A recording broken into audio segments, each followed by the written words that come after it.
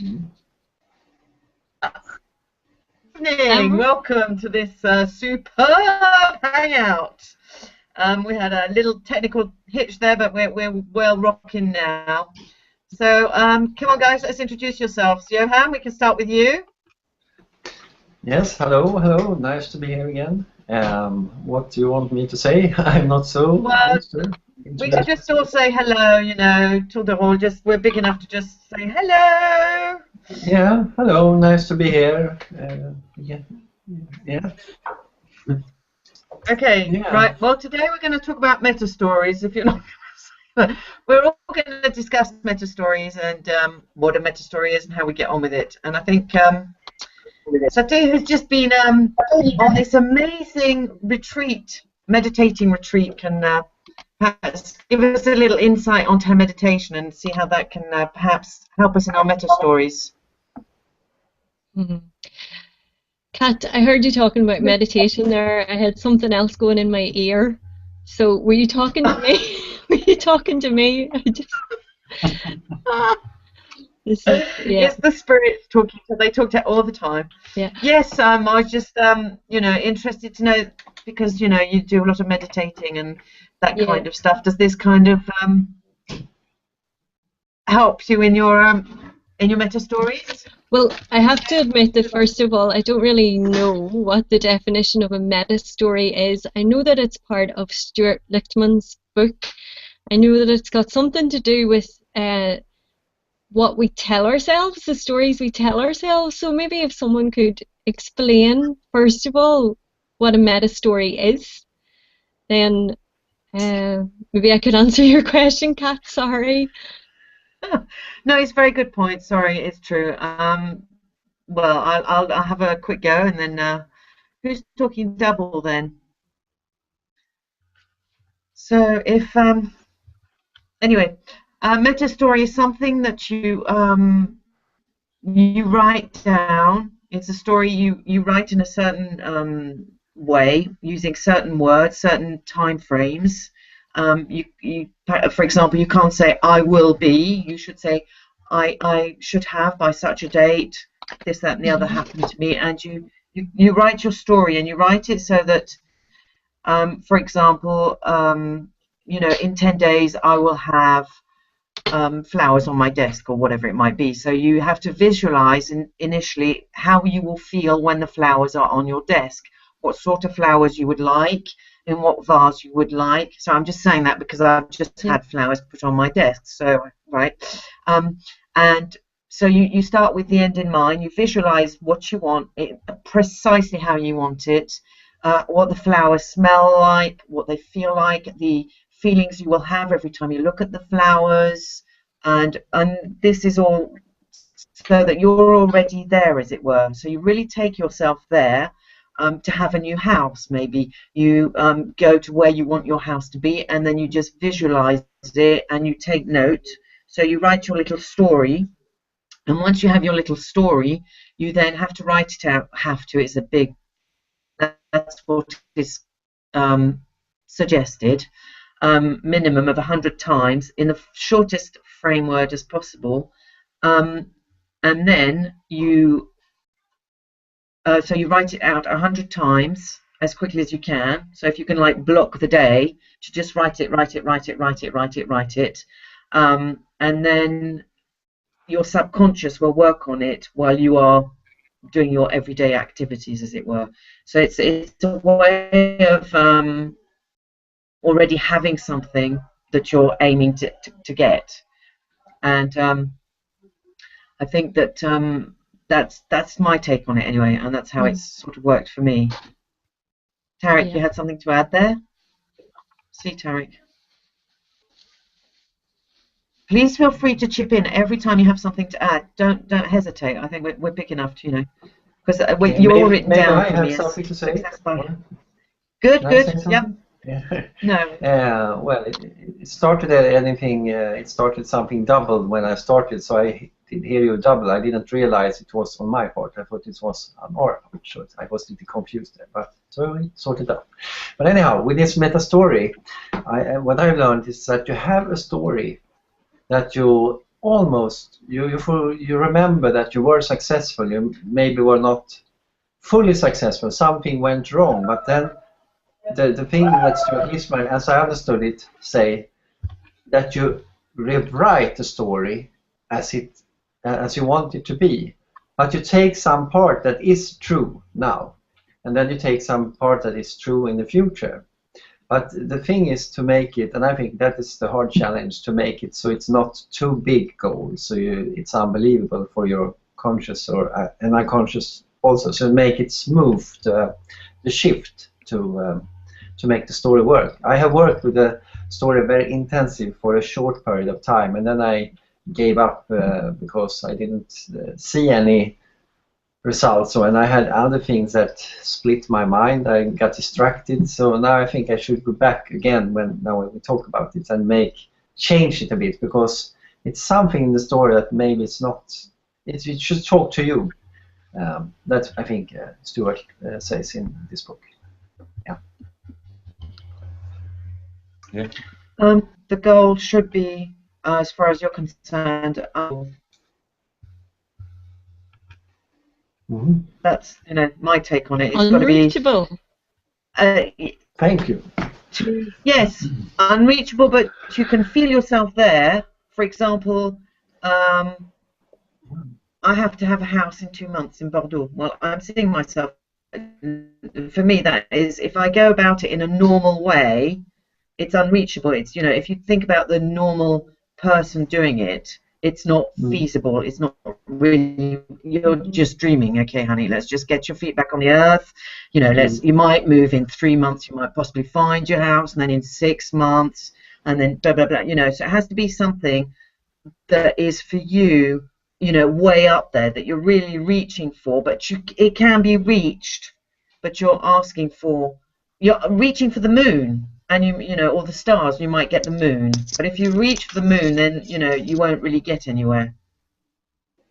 Is my personal take, because it has to be.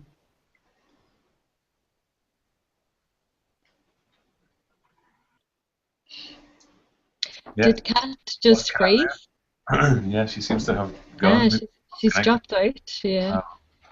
Well, I've really just started reading the book a few weeks ago, to be honest. I've kind of dipped in and out, and what I've taken so far is, I guess, concurring with what the guys have said, but it's sort of a method of retraining your subconscious with your conscious, so that you kind of take something that you've been successful or have had success from in the past, and train your brain to use that as a method of informing how you behave and how you achieve or go at achieving goals that you've set in future. So you're training your brain to remember successes that you've had rather than concentrating on failures that you've had. So as Kat was saying, if you have very carefully write down an event that you've had a bit of success, but there was also some bad elements or some not ideal elements to that, and then you rewrite it to kind of ignore the bad side of it, or to change them so the whole message is basically positive. And then it's a case of, as I can't remember who was saying, but yeah, you write that down 100 times, make that a very detailed story, and there's a lot of guidance in the book as to how you do that properly. And then once you've arrived at that meta story, you basically just need to. It's like writing lines almost when you were at school, like an exercise. That never happened to me. Yeah. But that kind of repetitive effect of writing things again and again and again and again. If you do that, then it gets kind of ingrained into your subconscious, and that starts to inform the way you behave. So that that's all you're training your subconscious really to work for you rather than against you. Is what I've taken so far from it. One in SFM, he says with this meta story, he learned me from the start that it's very important to write it 100 times, because if you don't write it 100 times, you feel you get tired in your head, and so that it's actually a blocker in your head, because if it is something you really want, you don't care to write it 1,000 times, he says.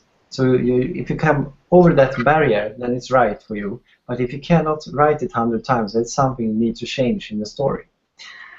He says that it's very important, but that what stops you is what have stopped you before in your life. So that's blockers, and that's what he come into Stuart later.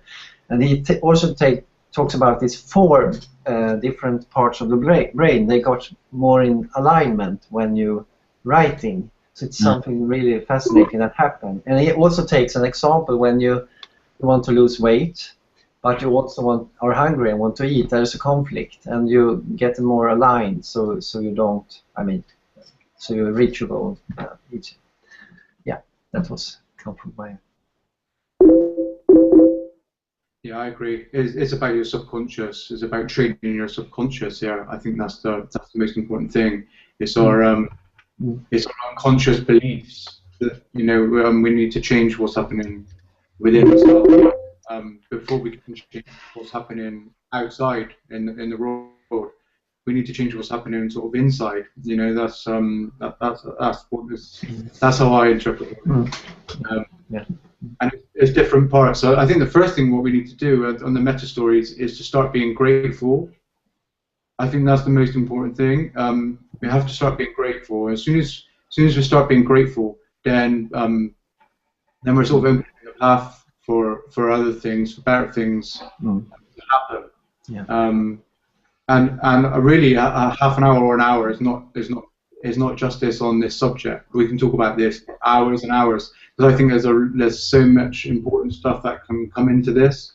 I was just, it's not just. It comes. It's so important. This can help with relationships. It can help with the health itself.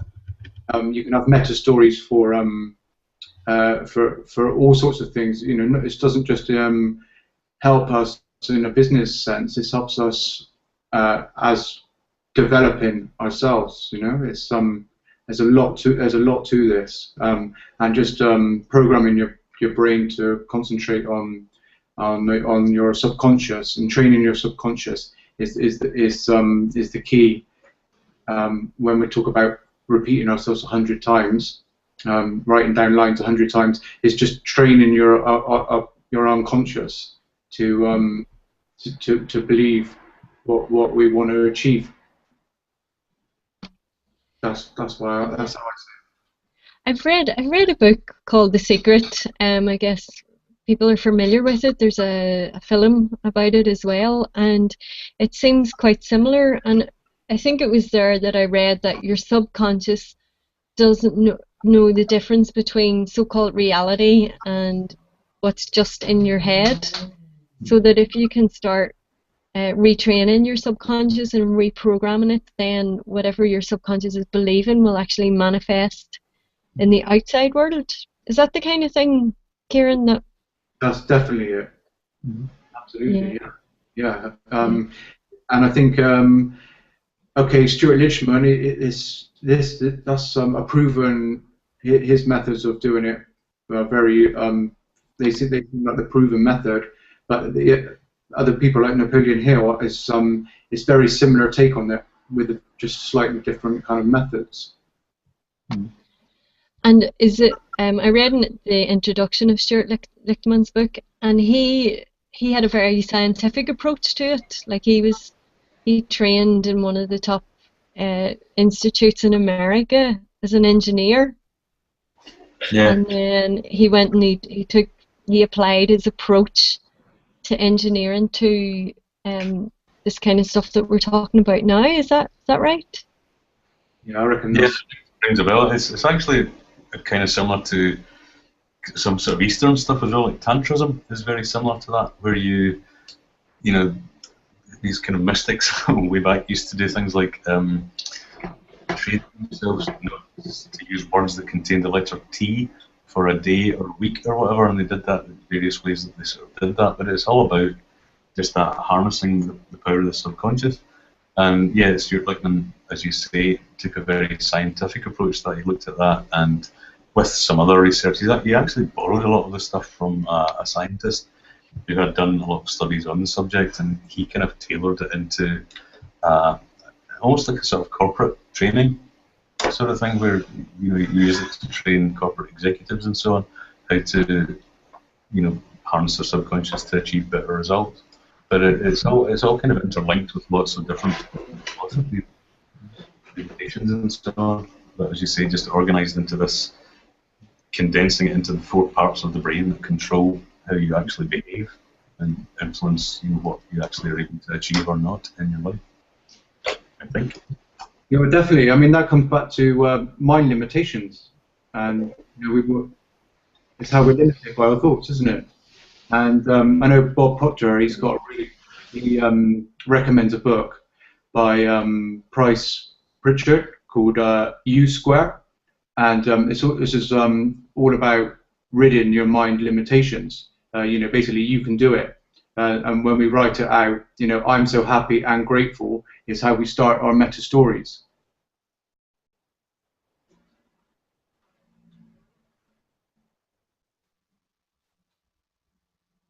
So yeah, that's the book, Price Pritchard. I haven't actually read this book, but it's taking the next step. You can take small steps at a time, or you can take a quantum leap and really start ridding your mind of your mind limitations. So this is something that I'm very interested in looking at. Mm-hmm. Yeah. Jeff Olson's book, The Slight Edge, is kind of similar as well. He uses some of the same sort of approaches, where if his kind of focus is on just doing everything in tiny little steps and just making every little thing you do that little bit better in steps, but just building and building and building on that, so that if you're slightly better, or you decide to be slightly better at something than the next person, even if it's just very slightly, or better than you used to be at it, and you keep building that in increments, then that over time, that turns into not a slight edge, but a massive edge. And again, there's a slight edge foundation. As with a lot of these sort of teachings, there's a big following, like a worldwide foundation based around it. Is there something you'd like to say, Tarek, while you're here? Because he's up in Africa and he's got a very bad connection. Yeah. Yeah, that's right. I keep getting logged out always. But yes, sticking with the topic we on, that's the meta story. Yeah. Basically, when I read the book, I didn't finish it exactly, but I got some few points. He divided.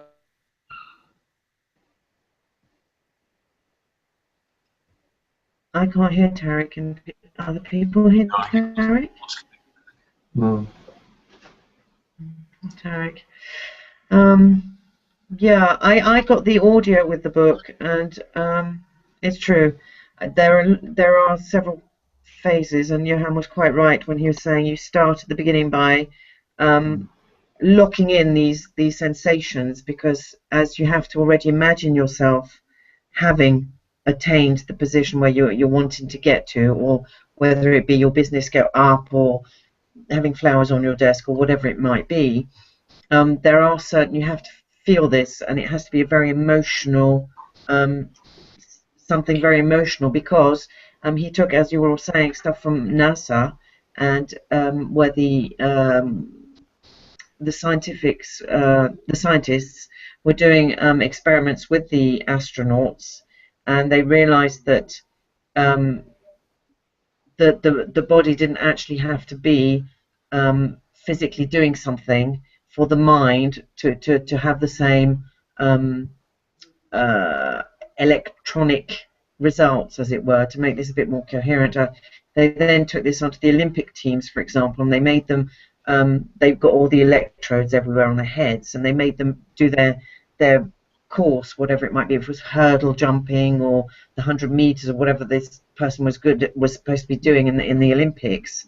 And it turns out that this person was just mentally, in his mind, he was really doing the actual event. He was really at the Olympics, as it were, and the cardio went up, he was breathing heavily, he was sweating, and all the results were the same, because he really believed in his mind he was running the race. And so from there, That's when Stuart Littman took it to another step with Joe Vitale. He did write this book with Joe Vitale, which isn't, they're great partners.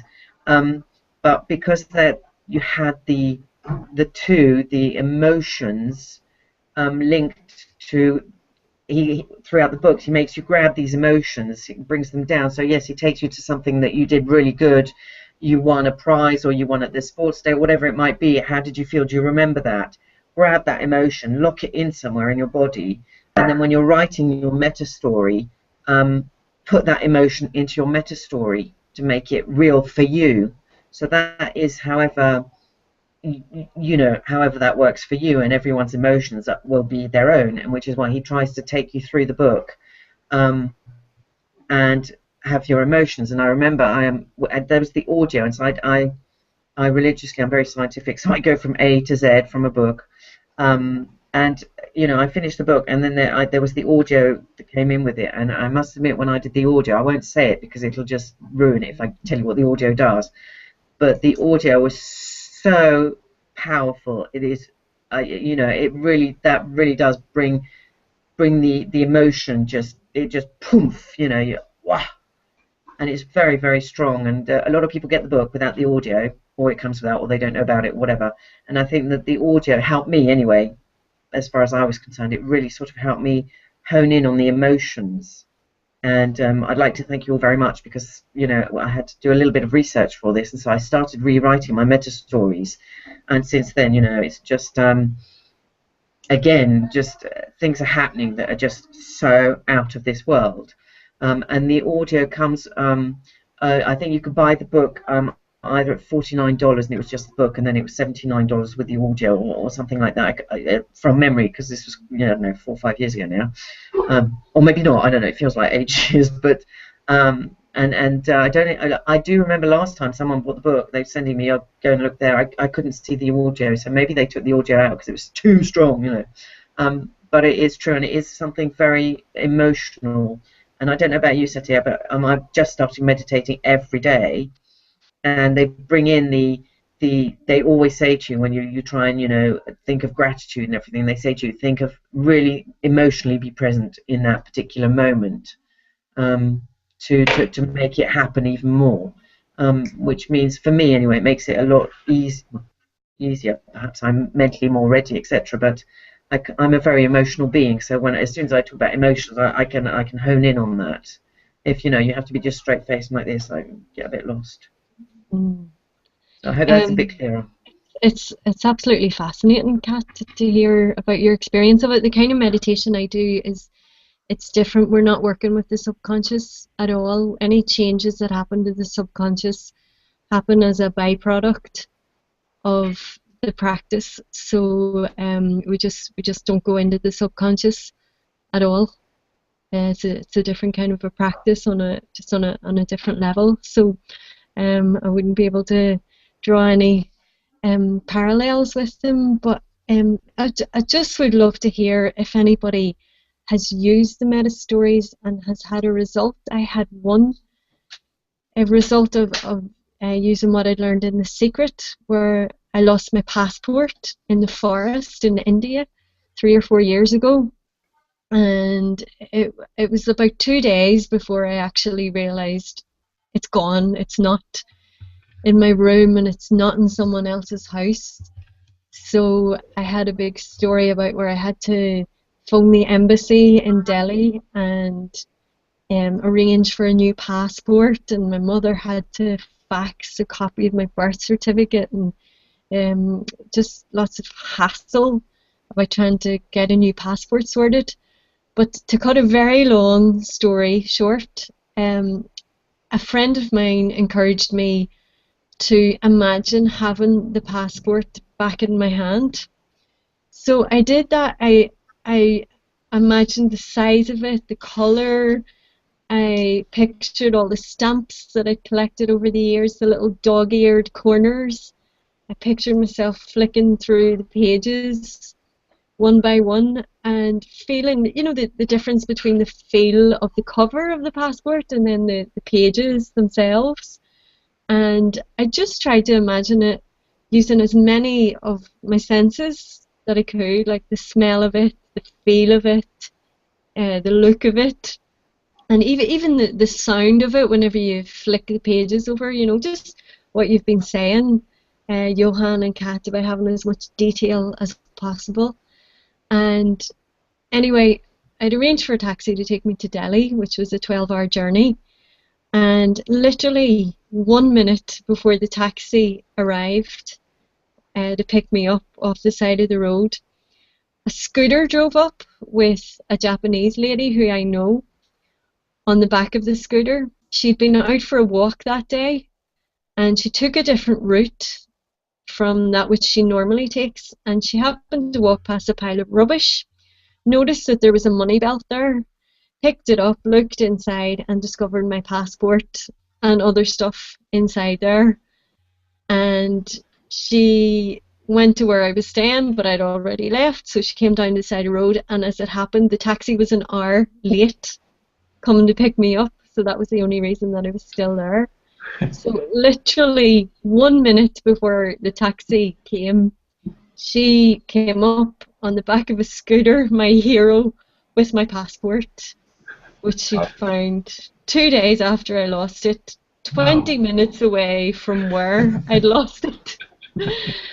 So it was an incredible, well, an amazing story. I don't want to say incredible because it means like it's hardly believable, but you know, these things, it happened. So I would love to know if anybody else has used this to get something like that in their life. Dave, you had something? I think, yeah, I think it's slightly similar. A few years ago, before I was even aware of any of this stuff, I lived on the island of Mull, and I was back in Glasgow for a weekend, and I was doing this cash in hand job selling paintings, and I had a really good week. So I had my wages in a brown envelope like you used to get, and it was quite a lot of money. And I was out for a few drinks with people, and the next day, the next morning, I realised I had dropped the envelope and lost it all. And this is Glasgow city centre on a Friday night, and I just thought, right, it's gone. But I did that whole thing you were talking about. I just visualised the envelope. I could see there was a kind of a form written on it with an invoice sheet that detailed all the commissions and all the details of the pay. I could visualise it, and the envelope where it was torn at the corners, the way I'd torn it, exactly what you were saying with your passport. And so I went for a walk the next day and retraced the footsteps that we'd been to a couple of pubs and so on, and retraced all my footsteps. And I was about to give up, and I happened to look in a puddle. It was been raining quite hard, been raining all night, and I just saw this little edge of an envelope sticking out of a puddle, and it was there. Nobody, a Friday night in Glasgow, nobody had seen it, or if they had seen it, they had just ignored it, and it was, you know, a lot of money in a brown paper envelope that had been lying in a puddle all night, and there it was. You know, unbelievable. Amazing story, yeah. But it's a very big subject, as Kieran was saying. Can't really do it justice in half an hour or an hour. I'm actually going to have to love you and leave you for now, guys. Got to move on. So, all right, thanks, Dave. Okay, Dave. I'll look forward to catching up with the recording. Thanks, Dave. See ya. Cheers, guys. Yeah. Tarek, can you speak now? Let's see if we can get Tarek to talk. Well, his connection will permit. I can say something about, I think, very interested in the book. This is the blocker chapter, because if you can solve that, then you can solve the whole lives, what have blocked you before. For example, I'm too tired to do this.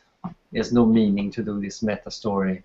It haven't worked before. Like these thoughts that come to your mind that you take for granted because they could be very normal and very usual in your life, so you don't really notice them. But I'm too tired, there's no use, I get hurt in my hands and all this. But if you just recognize it and write it down and then you continue, something can happen. I remember in the start when I did the meta story, after writing it 100 times, when I get some encouragement from Jill in the SFM and Steve Grenhalt, I think it's his name, they really helped me. Then I felt so relieved. It was so incredible emotion. I felt so relieved. But they said, if you don't do anything with it now, it will go back. And I didn't do anything. I just lost it. So I have to recharge. But that shows how powerful it can be if you follow through and write it 100 times for goals that are reachable and not seemingly unreachable, on a 3 scale to 10, I think it was. Yeah, he has this. That I think I wanted to add for this.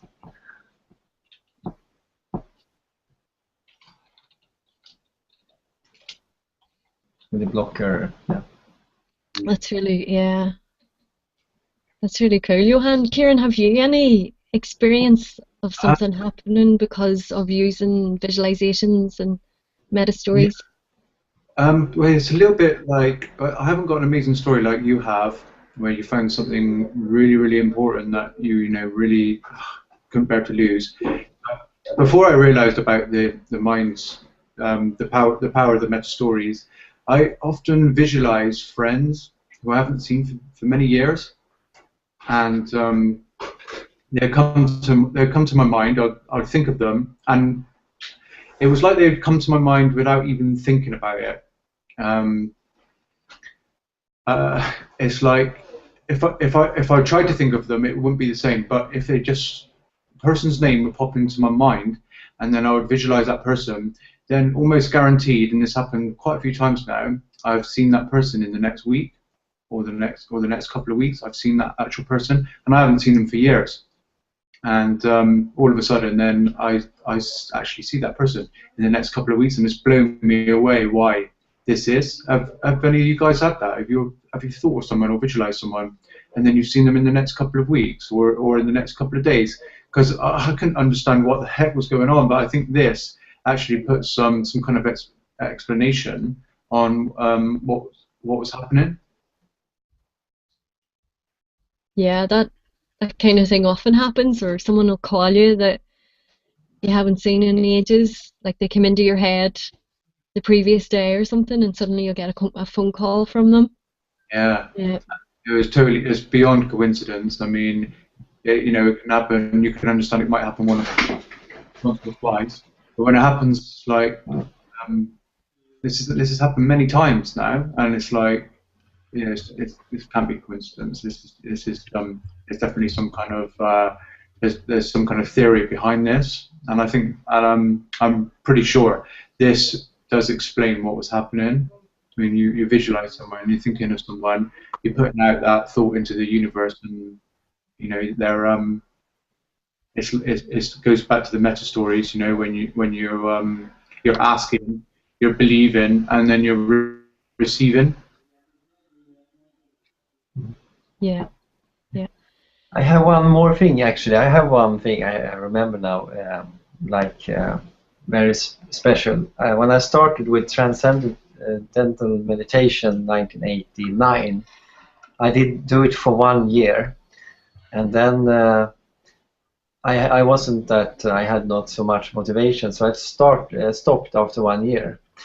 But then, very very especially in 2010, it got to my mind. I remember how good it was to meditate, and I felt that I needed meditation again in my life. And then I got to know that I should go for checking meditation, though, because I said it's so long time. I called the center that have this, but they have moved. But then I reached the right person, and they say, yeah, you should check it if you have not done it for so long. And then, in the same moment that I did that checking, I got to know that David Lynch was in town and would have a little session with Transcendental Meditation, talk about his experience and how he supports Transcendental Meditation all over the world. People struggle with things, and so besides on doing films. So I went to that event, and since then I've been meditating. So it was very strange. It came to my mind that time when David Lynch was here. I had no idea. So yeah, very very special. meditating is something that I really want to start getting into, and they say that everything happens for a reason, and I've always kind of believed that.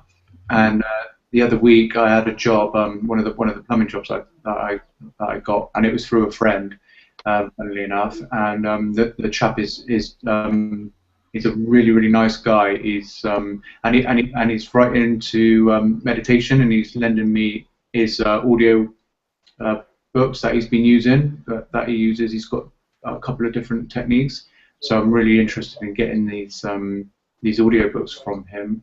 And it's just funny how everything sort of kind of happens at the right time when you're ready for it. I think it's another beyond coincidence kind of event, which has happened for the right time for me. So yeah, I'm really looking forward to doing some meditation, and I really think you need to be sort of calm in yourself to notice what's going on around you. Yeah, I think your perception heightens when you've been meditating for a while. Sorry to cut you, Sete. I'd just like to get Tarek, because we can see him here. And we spent all evening trying to get connected. Sorry about that. Tarek, we're all ears. Yeah, you guys go on. Let me just try and fit in, because I'm lost in where we are right now. So let's carry on. About meta stories. We're wondering if you'd had an example where a meta story had, or something you'd really thought of, visualized, and it had happened for you. Because here I think we're going to go off to meditating. So. Okay. Basically with meta stories. Okay, this was before I knew about meta story. I'll say this is like visualization, or what you think of might happen. Because I remember when I was schooling back in Africa before I went for my degrees in the UK, I just had something in mind that as long as I can do well in my exams and get a good grade, I know I'm going to get a school abroad to study. So that was just something I had in mind, even though I didn't know how it was going to start, I didn't know who was going to pay for it. But as long as I just focused on studying and I got the good grades, and fortunately for me, I got some universities abroad. So that's something good about visualizing something, even though you don't know how to get it. Once you visualize it, you can still achieve it. And sticking with the meta stories as well, there's one good thing that I really noticed, that I'm sure you've heard this loads of time, The Secret. You need to watch The Secret. I watched it about a year ago, and then throughout this year I haven't watched it, so I decided to watch it sometime during the week, I think on Monday. So I went back to it, and everything started sinking very well, because I don't know, I've grown a bit in the industry and I've developed personally, so everything seems to make a lot of sense. So if you watched it, I'll tell you, try watching it again, and you see how well you understand everything. Yeah, I must admit, I watched it last weekend with my daughter. She insisted we watch it because I've been talking about The Secret, and she was watching it, and I had to leave her and go off and get a child somewhere else. So I came back, and she was on this computer getting her pictures ready for her vision board and all this, and she's only 10, but she's oh yes, mummy, so if I think of that, I will get that, and it's really wild because I've had them trying to have vision boards and stuff before, but they're only children, and if it doesn't happen like this, oh, it doesn't work, mum. So it's but it's a slowish process, but it can be very fast as well, depending on how much emotions you put into it. I do think emotions are very, very important. Like Sete, who lost her passport, was saying, she smelt it, she felt it, all her senses were really alive with the feel of this, and I think that does make a difference. And I'm always reaching for the stars. I will, because if I want to go slowly, well, I just won't bother with meta story. But if I do need something fast, then I will. And as far as I was concerned, it happened to me once. One of my meta stories, and very early on, included, earning 7,000. I don't know why 7,000, but anyway, I wanted $7,000. I wanted to eat fruit during the webinars because they were at 3 in the morning for me, so I wanted to stay awake and blah blah blah. So I had all these little trinkets, and so obviously it's quite easy to see yourself eating fruit for the webinar, So you go and do the shopping. Oh yes, I've got to have my bowl of fruit. So you get your dried fruit and what have you. and things were going a bit too fast for me, so I sort of broke my foot to slow down. Obviously, this is with hindsight. I look at this like this, but I did break my foot, and I was all on my own. My husband was working in Paris, so I was trying to drive with a broken foot, etc., etc. And so, obviously, I couldn't possibly be earning this kind of money. I wasn't ready. But like 3 months down the road, so I've forgotten a bit about my meta story. You know, I went on with life and trying to get my business, my kids, and what have you, blah blah blah. And I got on, and then all of a sudden this 7,000 just came into being again, and it was like, oh my God, you know.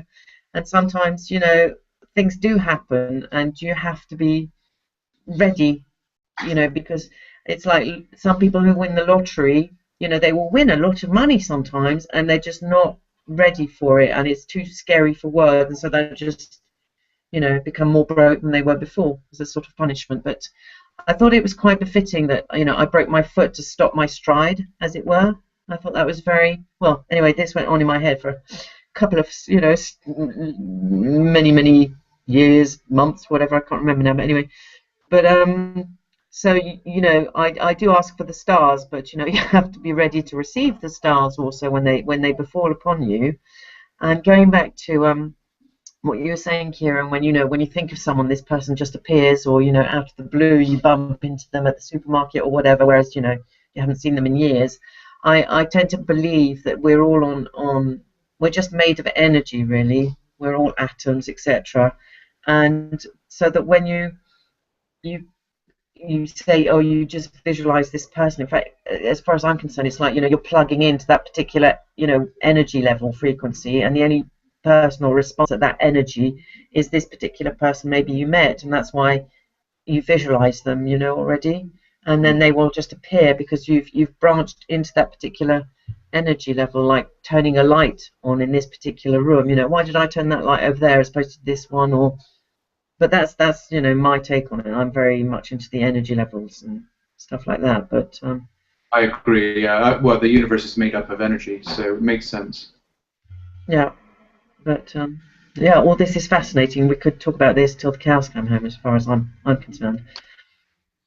But Definitely. So how can we? I think a big question that we should address before we go is how can we use all the stuff that we've been talking about so far when we're starting our businesses or we're trying to grow our businesses? How would you apply everything that we've talked about to your business? Well, I just gave an example where my meta story was, you know, to earn 7,000 and to be awake in the webinars to get as much, you know, information as I could, because I would fall asleep at 3:30. So Yeah. that's how I personally used it in my business, was an income goal, purely and simply. But as Kieran said also, you know, you set out the intention, but how it happens is not your concern. That they do talk about that in The Secret. You know, you set out, or Tarek was saying about his universities also, you know, you set out the intention, but how it's going to happen is not, you don't know, and that's not your concern. You cannot, you know, be... It starts with our thoughts, doesn't it? It starts with our thoughts. It has to, you know, it has to start with our, we work with our mind, and that starts with our thoughts. And I think when it comes to business, I think it's about expanding our service to help others. For me, that's what this is about, and it's training your subconscious to act in spite of doubt, to act in spite of fear, you know, to act in spite of all the negative thoughts that you've got. You're training your unconscious to ignore those negative feelings that, you know, we all get. Yeah, I really remember one thing now, Kira, when you're speaking, that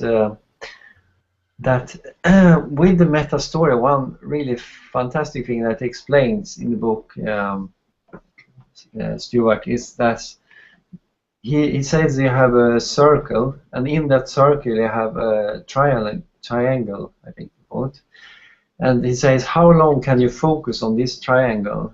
And he says, if you're like most people who can only focus for 3 seconds, and what you do with the meta stories, you tell what your priorities is. So you really start to focus what's important for you.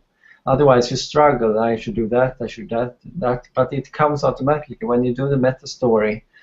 And he also says, Jacob Vasek says, that you can use them for leads. Actually, that I want this lead, but you have to have a date for it. Otherwise, it will become a dream. Date is very important. Otherwise, it will stay a dream. So, the more specific you are, the better it is. And he said, even though he didn't reach the first month, and he didn't do it perfect, he was successful with it. He improved on it. But it's just to find what resonates with you that is really important. So you don't, exaggerate too much. Something like. Yeah, adding to what Johan just said, so use it for your businesses because let me say we are based on generating leads, right? So basically, you can set yourself a target of I want to achieve 30 leads in a month. Even though you're not achieving any lead at all in your business currently for a whole week, you don't generate no lead. But once you have that focus of getting 30 leads, you can achieve it. But if you have the focus of getting 30 leads, but in your head you're thinking, oh, how can I do this? How can I not do this? If you doubt yourself, it wouldn't come. You just have to believe in it. Don't care how it comes. Just set the goal out there, and it's gonna come.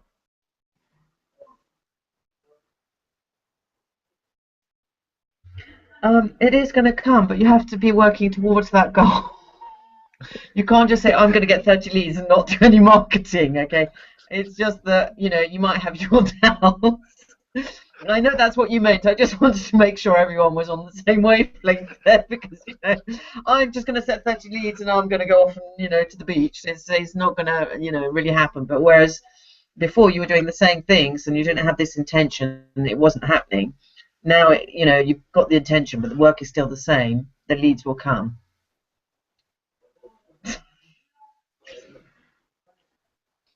It reminds me of my primary school teacher. We had to do an exam when we were 11, the 11 plus, to decide what secondary school we would go to.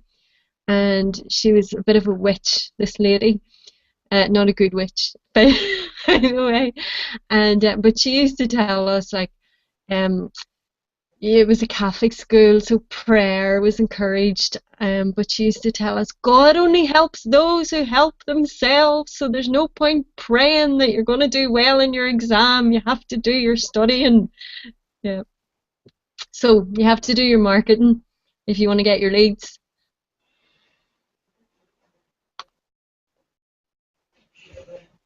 Oh, yeah. But a prayer can also help.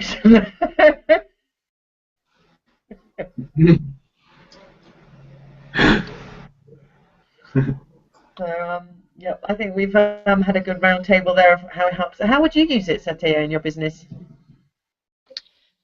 Well, I think it's something I really need to sit down and do. I have goals set, but I can see by listening, especially to what Tarek was saying, that there's something in me just doesn't believe that it's possible.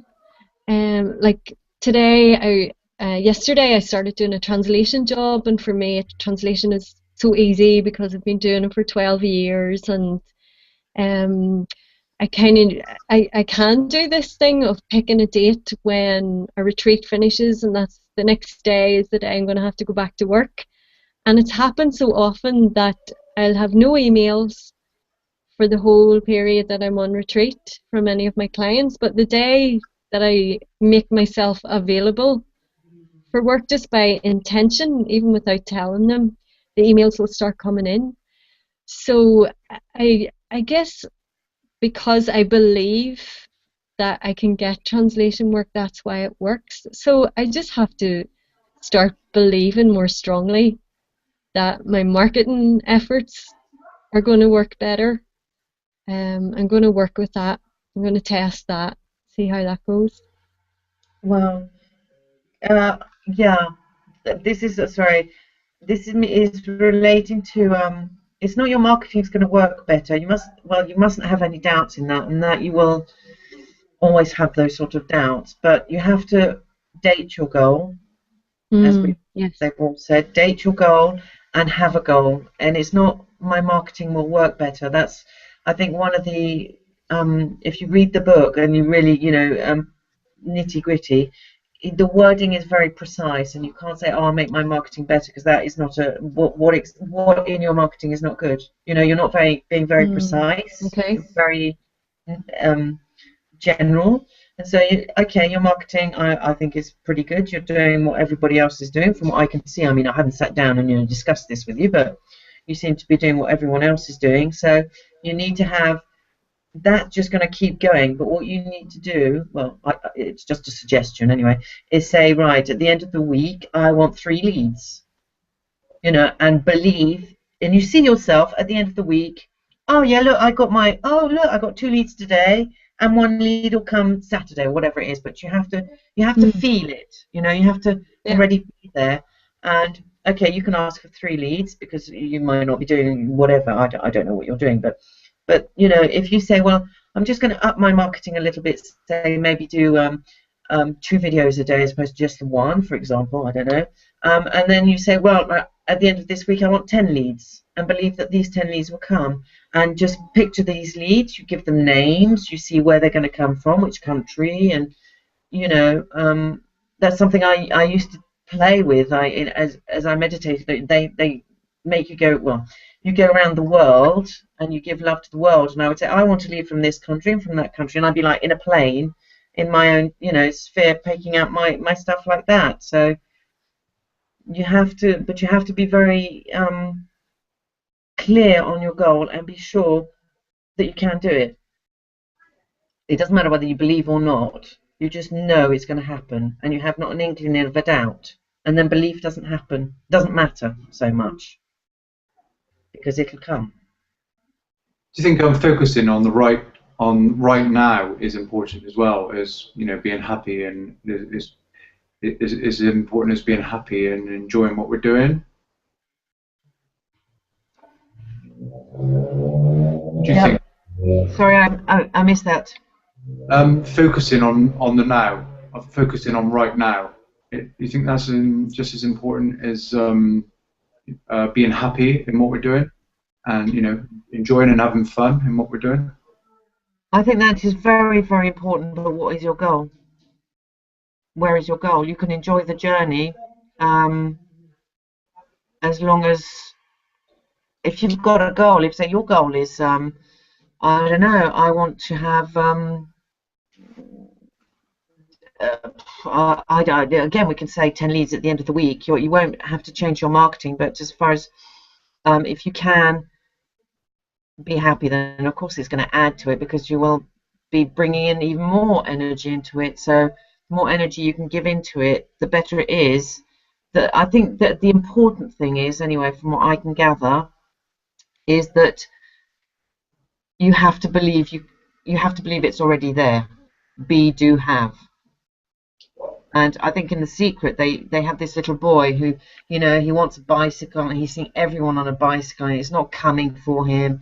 He's cutting out, he does a little cutout, and he dreams that he's on his bicycle. And I think that, yes, I did that when I was a kid. We all dreamed about having whatever it was. I wanted a pony, and I was riding a pony at my, local pony, whatever. And I just dreamed, and I wanted this pony. Never in a million years did I really